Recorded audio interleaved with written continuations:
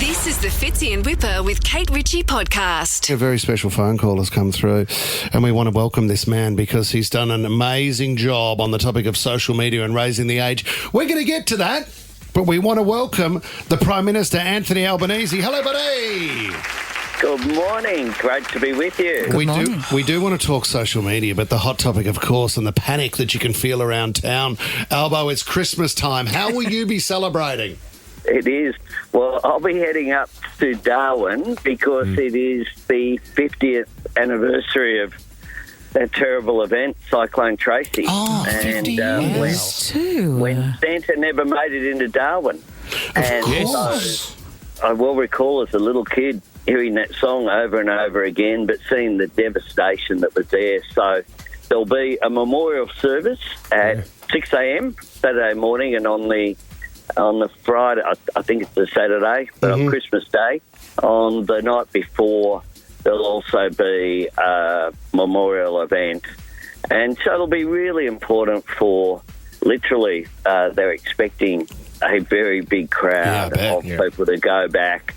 Both people who experienced it themselves, some of them kids, of course, when it occurred. So that's the way that I normally spend my Christmas Day at Bill Cruz there at Exodus Foundation at Ashfield. Yep.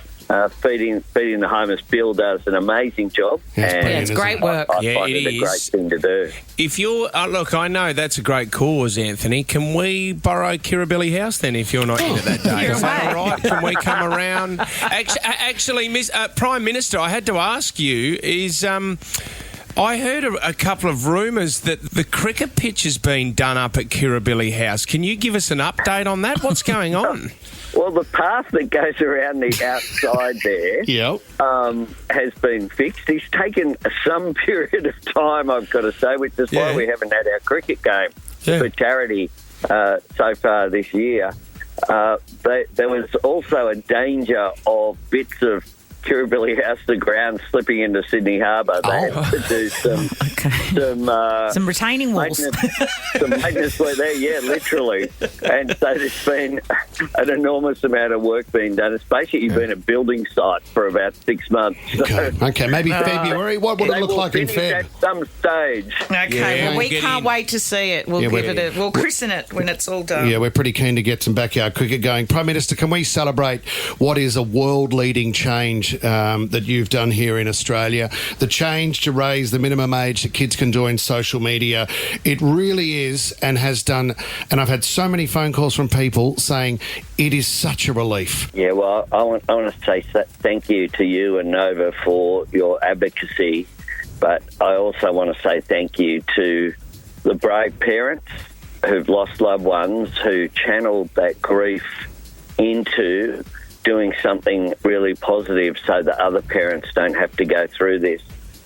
Social media is doing social harm, and I want to protect our young Australians, make sure that they can engage with each other face to face, not think that the whole world revolves online. But I also want Australian parents to know that we have their backs, and our platforms will have a social responsibility to ensure that the safety of our kids is a priority for them, and they'll be held to account. There's a bit of pushback. That's not surprising. No, it is so powerful. It really is. You know what's interesting, and I encourage everybody to do as much reading as possible, because when you talk about pushback from the tech companies, there's a lot of dancing that goes on.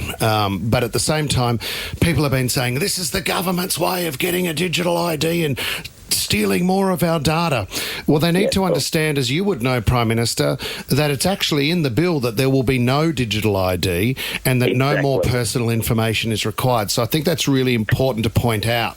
That's right. We have robust privacy provisions in the legislation, very clearly, and obligations on the social media companies regarding a use of any information, and significant penalties for breaches of those requirements. So people won't have to upload digital IDs We've made that very clear. They do already have the technology. I mean, TikTok in particular, they recognised 76 million people last year that were underage. They have the technology to do it. So let's not confuse that. And we always say, Prime Minister, as well, if we, for example, hypothetical, we said to Meta, hey, we're going to give you $1,000 for identifying every person under the age of 16, how do you reckon they'd go? Yeah. I reckon they'd be pretty good at it. There's a bit of incentive there. They'd be Well, pretty that's good exactly at it. right. Well, we've given them a financial incentive to get this right as well, because we want to make sure that the obligations were on the social media companies, not on parents. That is a part of the focus of the legislation. And,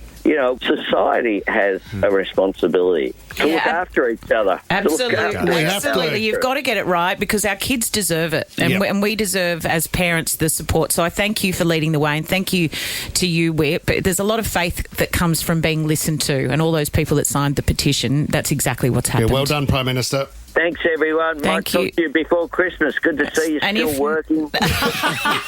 Someone's got it. Always, mate. Take care. Great to chat. Got it. See you later. See you, buddy. Bye-bye. Fits in Whipper with Kate Ritchie is a Nova podcast. For more great shows like this, download the Nova Player via the App Store or Google Play. The Nova Player.